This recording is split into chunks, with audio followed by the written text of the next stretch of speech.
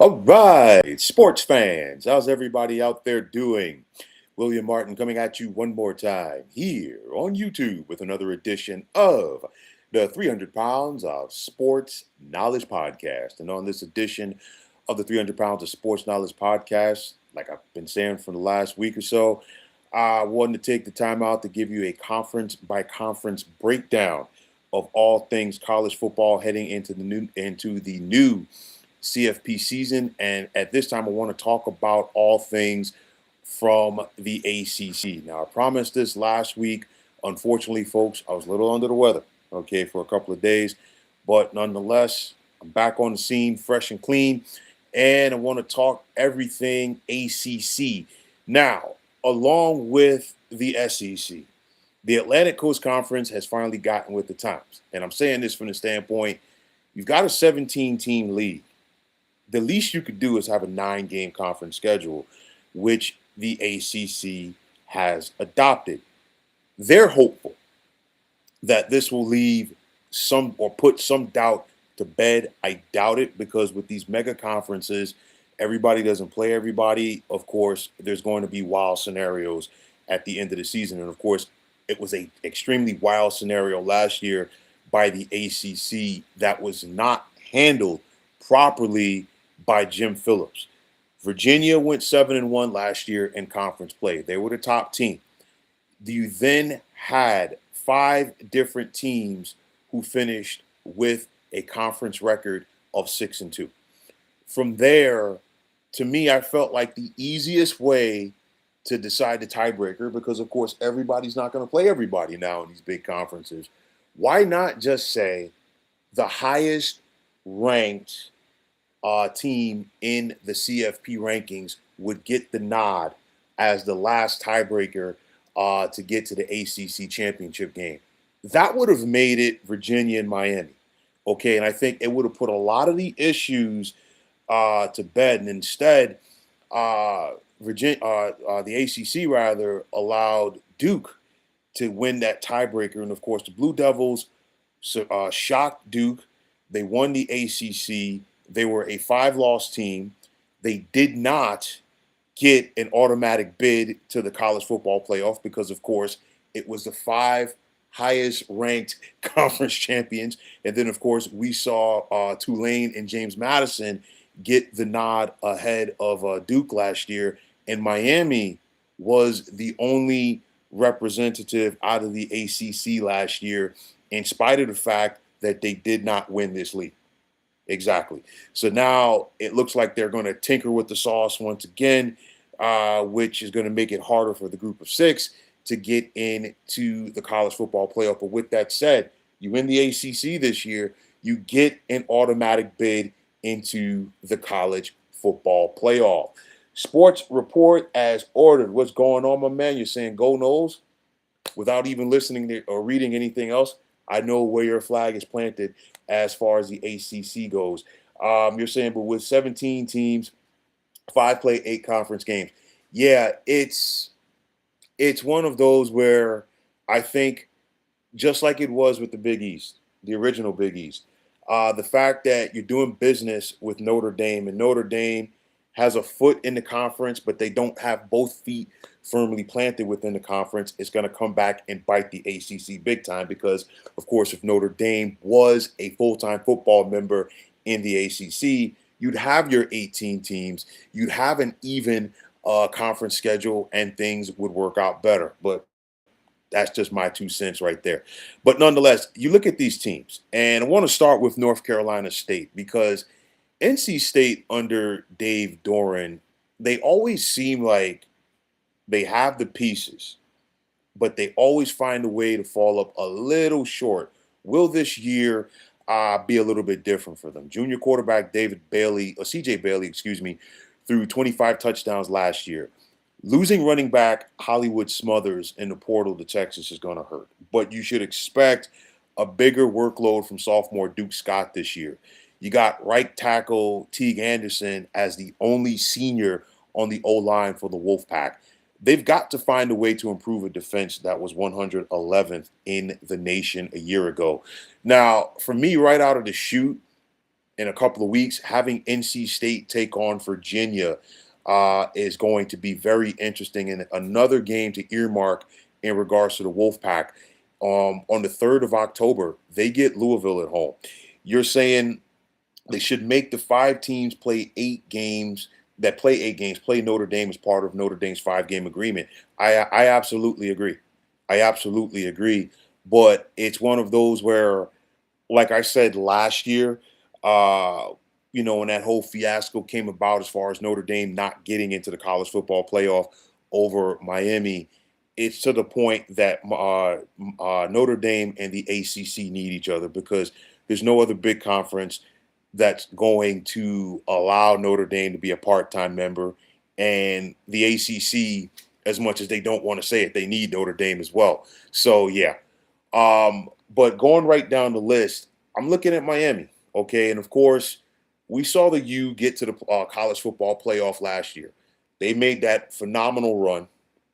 It's one of those where it brought back a lot of fondness and a lot of memories for Canes fans of the glory days of the program. And of course, when Mario Cristobal left Oregon to come home, this is what the folks wanted: him to put Miami back on the national stage. And Miami was very close to winning it all. They had the championship game on their home field.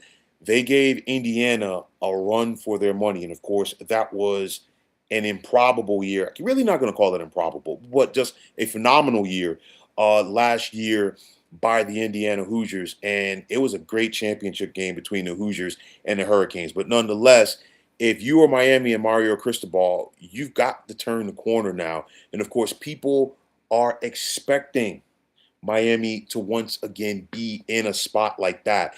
For Miami to get back there, I think first things first, they've got to handle their business in the ACC. And yes, like I said before, Miami has never won this conference. So the 3rd year in a row, it's all about the portal for Miami at quarterback. A couple of years ago was Cam Ward. They got him from Washington State. Last year was Carson Beck, who they got from Georgia.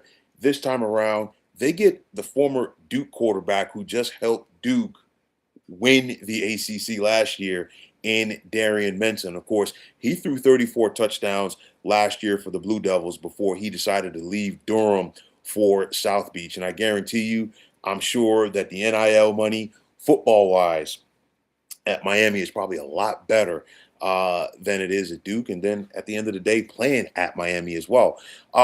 Malachi Tony at wide receiver, he made a name for himself during that CFP run last year. You know about Mario Cristobal, his background as an offensive lineman. He wants to run the football. Expect another heavy dose of Mark Fletcher. Now, the Canes do have some talent to replace on that stingy defense last year, which was 12th in the nation. But you still have Mohamed Toure at outside linebacker, and I like Bryce Fitzgerald at safety in this secondary unit. Now, Miami does have a favorable schedule this year. They're at Clemson on the 3rd of October, which is always a big game. They get Florida State at home on the 17th, and then a game that is going to go a very long way in the race to make the college football playoff. On the 7th of November, Miami is traveling to South Bend to take on Notre Dame. Now, one of those teams who could be in the mix to win the ACC, I'm looking at Louisville, because I put them in that category with an NC State. They have the pieces year in and year out. They flirt with you a little bit as far as making a run, and they always come up a little bit short. But in the 3 years under Jeff Brom, they've won 28 games, but their conference mark has declined in each season. So what has to change this year for the Cardinals? You've got Lincoln Kienholz, who's more than likely going to be the starting quarterback. He saw limited time during his his tenure at Ohio State. You have junior running backs Kewan and Isaac Brown. Outside linebacker Antonio Watts is one of the best at his position in the ACC. But Louisville's got to take care of their business on their schedule. And for me, it's not just Louisville in this standpoint. early on in the season, and of course to end the season, you've got a lot of these ACC teams that are playing SEC teams. You want to be right up there with the SEC. You want to be up there with the Big Ten and the Big 12. These are the games you've got to win. With that said, Louisville will take on Ole Miss in Nashville on the 6th of September. They get SMU at home on the 19th. They're at NC State on the 3rd of October. They get Pitt at home on the 21st. And then, of course, they finish up on the road in Lexington against Kentucky. And speaking of those Panthers, under Pat Narduzzi, they were part of that 5-team logjam for second place in the ACC last year. They didn't play well coming down the stretch, okay? But Pat Narduzzi is just a guy who just finds ways to win ball games in this league. I like middle linebacker Brian Lovelace. Mason Heinschel last year at quarterback threw 16 touchdowns as a freshman. Can he build off of that? I expect to see a lot of running back Jacarian Turner this year for Pitt as they try to stay up there among those top teams in this conference. Speaking of top teams in the conference, let's talk about Clemson. Nobody has gotten to the ACC championship game more than Clemson. And of course, nobody has won it more than the Tigers either. They're 9-1 in the ACC championship game. But for Clemson, Clemson just doesn't have the feel like they did several years ago. And it's one of those where Dabo Sweeney has been a little late to the table as far as adjusting to how things are in college football now with the transfer portal. But nonetheless, Dabo is going to have to do that if he wants to keep up with the Joneses in this league, because the ACC that Clemson used to dominate is not the same ACC. So Cade Klubnik is now in the NFL. Of course, you got to replace him in quarterback. Is it going to be Christopher Visna? You still have talent at wide receiver with TJ Moore and Bryant Wesco. But Clemson, I will say this, they've lost some talent to the NFL defensively, but Dabo's going to coach these guys up. And one thing about Clemson defensively, they're going to give you everything that they have. With that said, keep an eye out for defensive end Will Helt, as well as middle linebacker Sammy Brown. Talking about the ACC needing to handle their business against the SEC, Clemson travels to Death Valley, the other Death Valley, to take on LSU on September 5th. And remember, early last season, it was LSU who came to Clemson and beat the Tigers and really set the tone for what turned out to be an underwhelming season for Clemson. They get Miami at home on the 3rd, and then, of course, they finish at home with South Carolina on the 28th. It's been a seamless transition so far to the ACC for SMU. They've gone 14-2 in conference play in 2 years. They also got to the championship game a couple of years ago where they lost to Clemson. Rhett Lashley has really gotten things turned around for SMU, and he's arguably the best coach that they've had since June Jones. It doesn't hurt that he has quarterback Kevin Jennings, who could become SMU's all-time leader in passing yardage as well as passing touchdowns here this season. I like this SMU wide receiver Ymir Knight. And then I look at their defense, middle linebacker Brandon Booker, as well as strong safety Tyron Polley. SMU is going to have a chance to be one of the top teams in the ACC.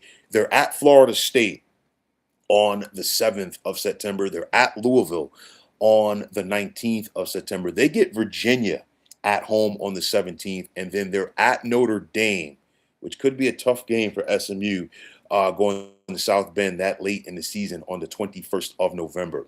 Now, the team who lost last year's ACC championship game, Virginia, it was the second time that they got to the title game. But will this be the year where they win the league outright? You can't say enough about the job that Tony Elliott has done in Charlottesville and the patience by the administration with him to allow him to turn things around. So you get the well-traveled Bo Prabula at quarterback. Of course, he started off at Penn State, went to Missouri for a year. Now he's at Virginia. He will be protected by an entire offensive line full of seniors. That is going to be important. The Cavaliers, they had one of the top defenses in the ACC. They're going to need that to be the case once again this year. but it all starts with senior middle linebacker Cam Robinson. I talked about that game coming up in a couple of weeks with NC State. Virginia is at SMU on the 17th of October. And then all of a sudden, with the arrival of James Franklin at Penn State, that game in Blacksburg against Virginia Tech once again means something. You're saying NC State has the easy schedule UVA got last year. I don't know how they actually are, though. Yeah, that's the one thing, man. It's with these mega conferences now, there's always going to be several teams who you really don't know how they are because all schedules are not created equal. One of those middle of the pack teams in the ACC this year is probably going to be Cal because we've seen them have so many up and down years under now former head coach Justin Wilcox. And of course, the fact that Cal had Fernando Mendoza, lost him to Indiana, and then we saw what Indiana became with Fernando Mendoza at quarterback really was the writing on the wall that, you know what, Justin Wilcox's time at Cal was done. They're going in a new direction. They brought in one of their alums, Tosh Lupoy, to be the head coach at Berkeley. He played for Cal from 2000 to 2005. He was an assistant coach there under Jeff Tedford. No previous head coaching experience, but he is now tasked with making the Bears competitive and one of the top teams in the ACC. So you've got sophomore quarterback Jaron Cave Sagapatele, as your quarterback. He threw 18 touchdowns last year as a freshman. Cal does have a lot of talent to replace defensively, but they still look like they're going to have 6 seniors starting on that side of the ball. But like I said, Cal is going to be competitive, but I don't know if they're going to be competitive enough to make some noise in the ACC. The aforementioned Virginia Tech, and I talked about James Franklin's arrival there. They're already better than they were in the last couple of years, and they haven't even taken the field for an actual game here in 2026. The reason why I say this is because since 2012, the Hokies have only had one 10-win season, while over that stretch, or at least since 2016, James Franklin has had 6 of them. Okay, now bringing a coach of that caliber in, he's going to look to change the narrative. He will change the narrative in Blacksburg. Now, Blacksburg has become Happy Valley South because, especially now in this era of the transfer portal, coaches can really pack up an entire program and take it on the road. And that is what he has done. A lot of those kids that he recruited at Penn State are now in the fold at Virginia Tech. One of those being sophomore quarterback Ethan Grunkenmeyer, who backed up Drew Aller last year at Penn State, got some reps once Drew Aller was injured, and now he's a full-fledged starting quarterback in the ACC. One of the holdovers to keep an eye out for this Hokies team is going to be senior running back Marcellus Hawkins. Defensive end Malachi Williams, as well as outside linebacker Keon Wiley, left Penn State to join James Franklin at Virginia Tech.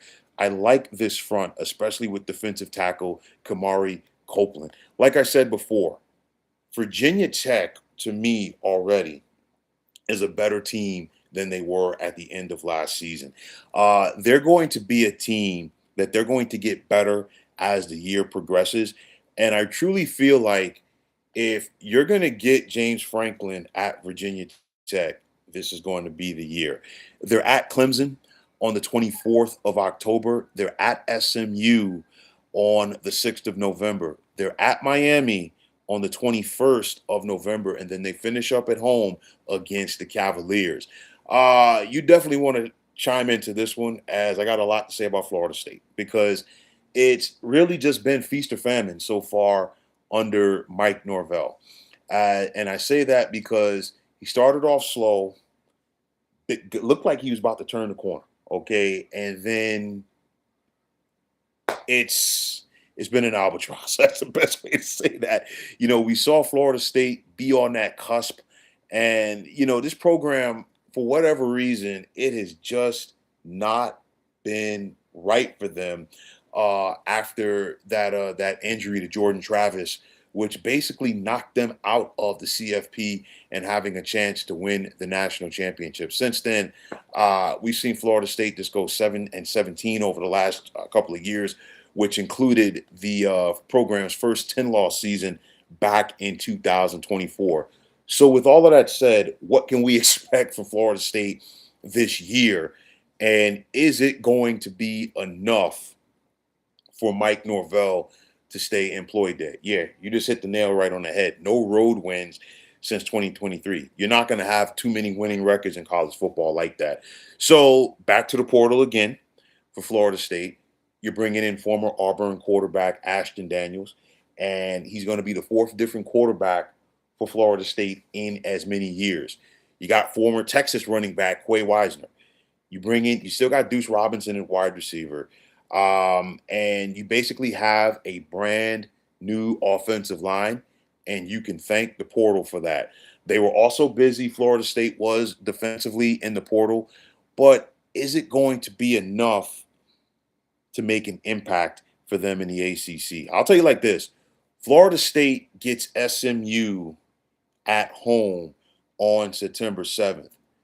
If Florida State loses that game, and then they are at Alabama on the 19th. And remember, Alabama is going to be looking for blood after they were embarrassed by Florida State to begin their season last year. If Florida State loses one or both of those games early, the folks in Tallahassee, they're going to be ready to go as far as getting Mike Norvell out the door. They're at Miami on the 17th of October. They get Clemson at home. And then, of course, they finish up with that team from Gainesville, the Florida Gators, on the 27th of November. Now, for Georgia Tech and head coach Brent Key, he has really turned things around at his alma mater. And he has brought a toughness to Yellow Jacket football that has not been there for quite some time. But do the Jackets have enough to win the ACC for the first time since 2009? You had to eventually replace Haynes King at quarterback. That day has finally come.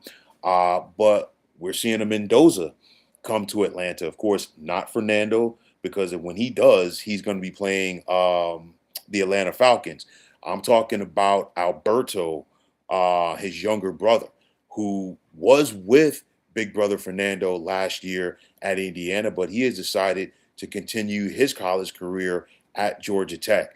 Now, you know that the Jackets are committed to the ground game. So you can expect a big dose of Justice Haynes and Malachi Hosley.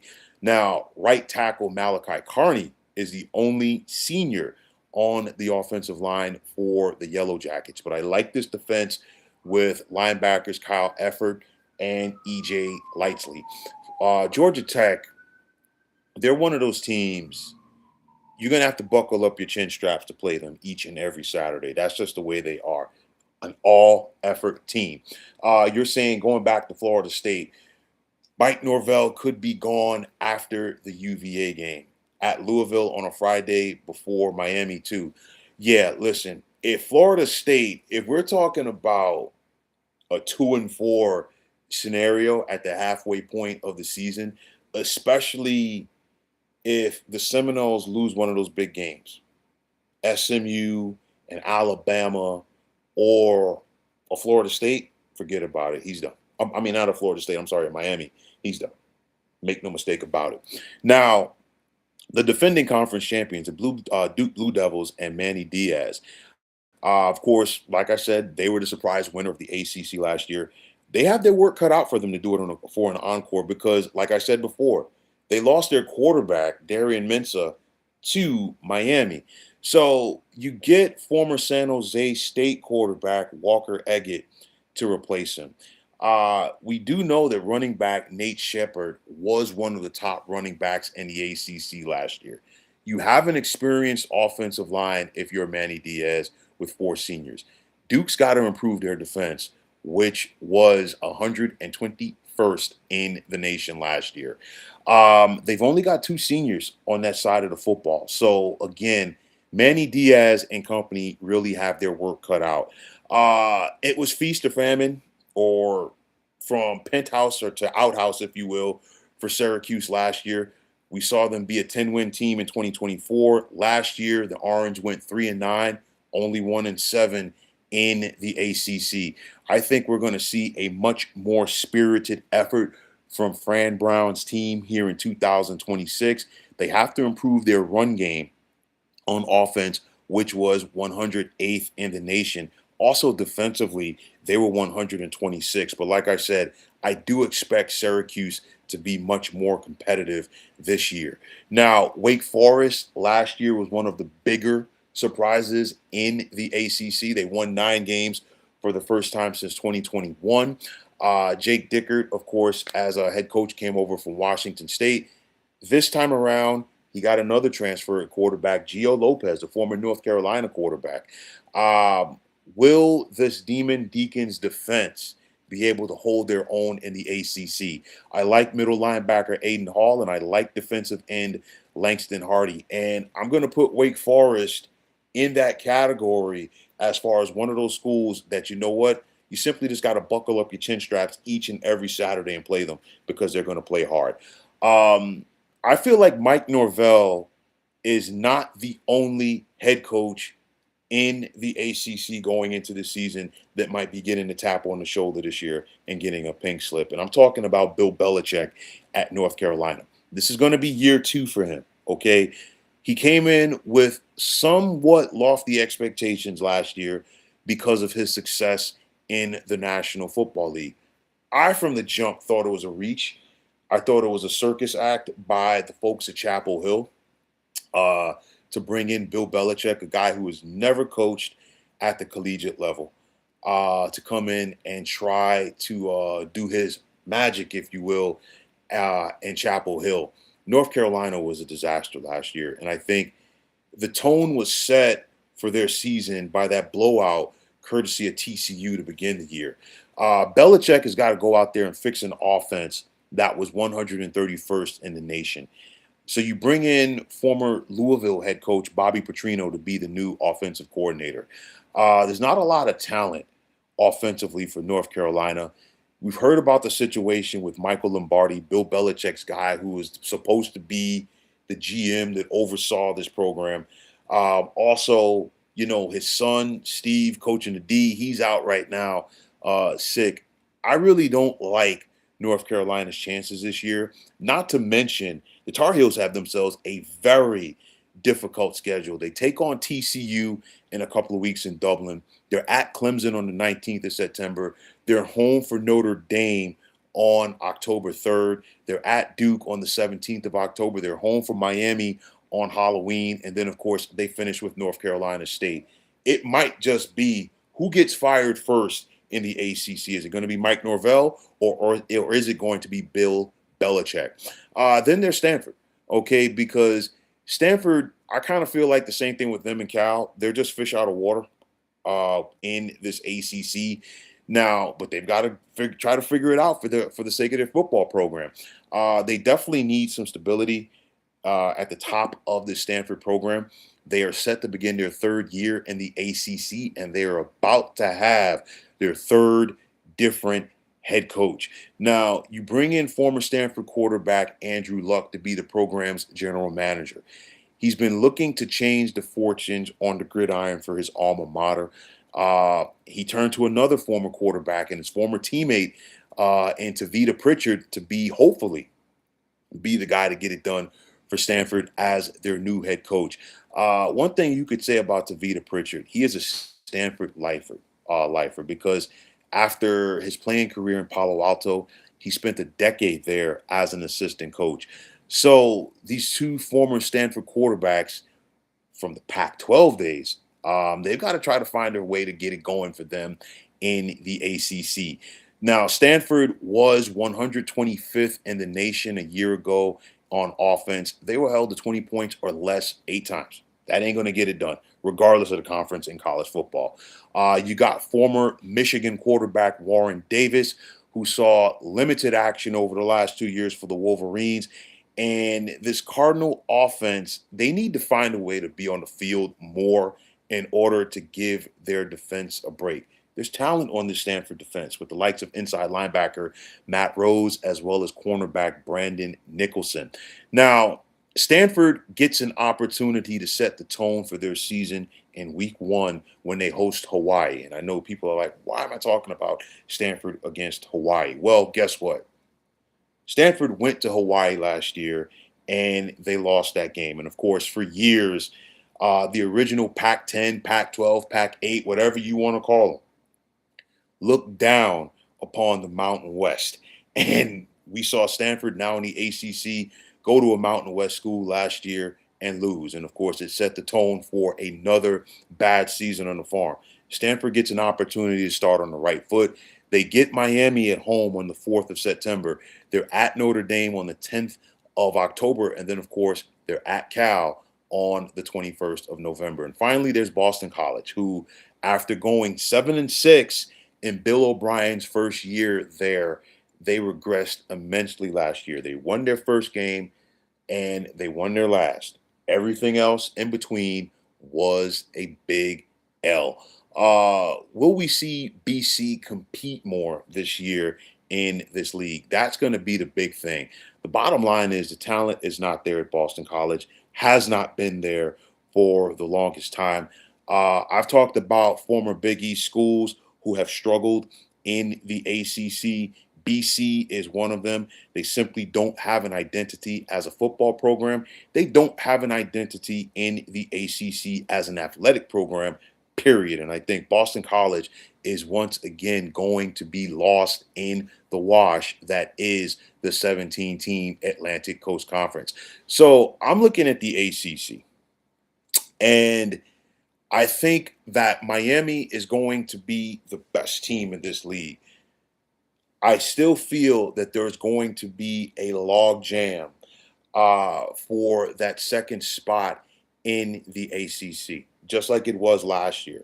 I think North Carolina State's going to be up in that mix. Louisville, Pitt, Clemson could be in that mix as well, as along with SMU and Virginia Tech. I think there's a lot of teams that could be in that mix because one thing about the ACC, it's not the Big Ten. It's not the SEC. All of these leagues, regardless whether it's the Sun Belt, whether it's the Big Ten, the ACC, you name it, they're all competitive football leagues. Why? Because there is familiarity there among the schools, okay? There is plenty of familiarity with these teams within the ACC. They're going to compete each and every Saturday.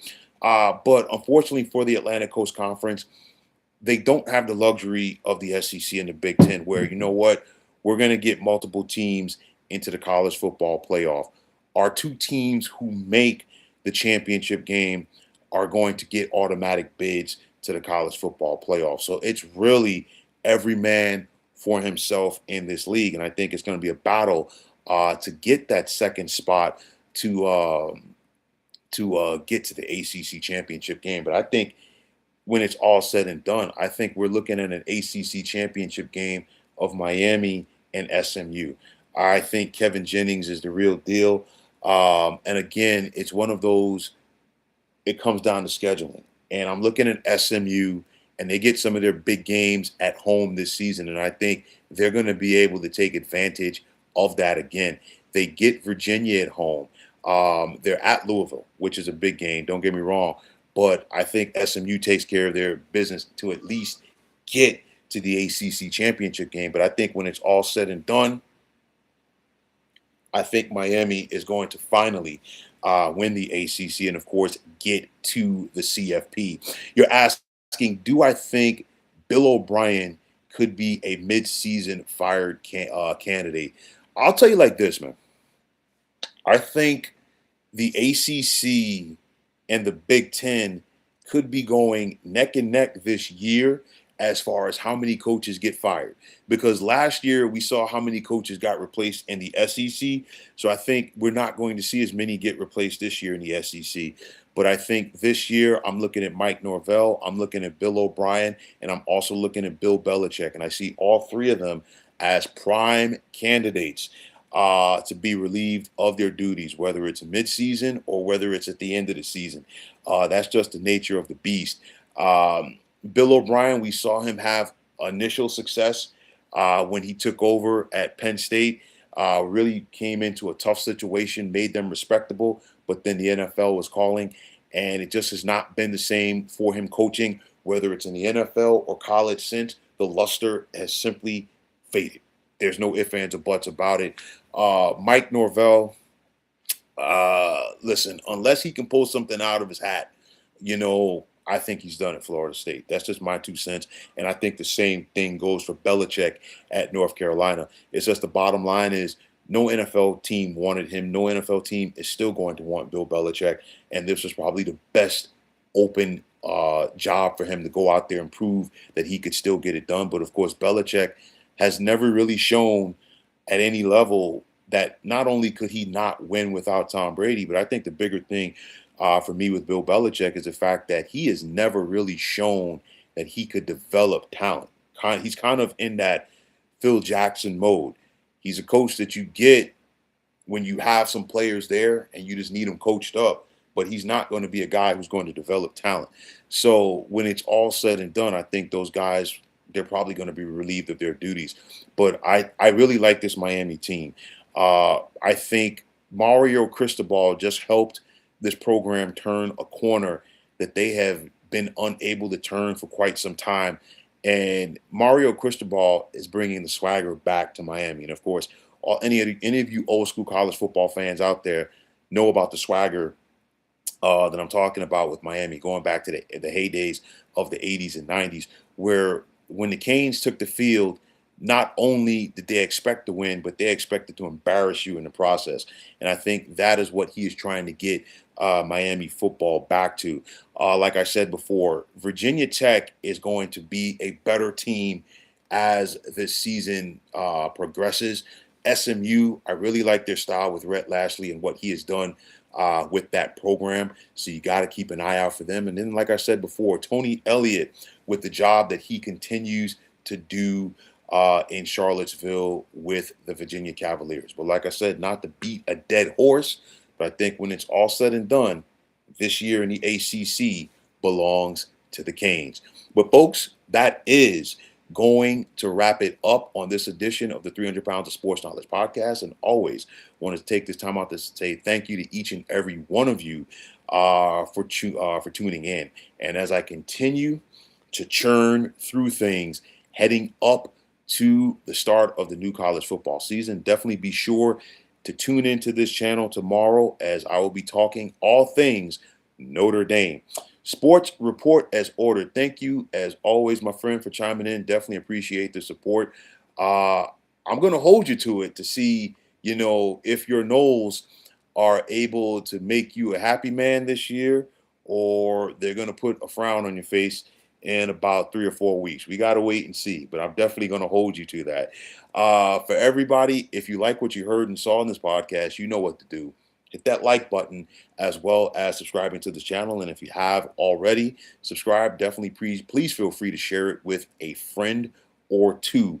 Also, if you are on the X, formerly known as Twitter, you can check me out anytime at 300 Pounds of Sports. And like I always say, if you give me that follow, it will be my pleasure to do the same in return. And that also goes for Instagram, where you can check me out at 300 Pounds of Sports Knowledge. And also, if you are on Facebook, definitely be sure to check out the Sports Depot 365. And as far as I'm concerned, one of the better sports groups going on social media. You're saying you're hoping for 8-4, leaning for 5-7. I will tell you this. If the Florida State Seminoles can go 8-4, okay, I think it might be enough for Mike Norvell to keep his job. But if we're having this conversation around Thanksgiving and we're talking about Florida State needing to beat Florida in order to be bowl eligible, because that would mean that they're 5-6, or even if we're talking about Florida State being 6-5 at that point, I think all bets are off. I think the Mayflower moving truck, I don't know if the Mayflower moving company is still around. I'm just going old school there for a minute.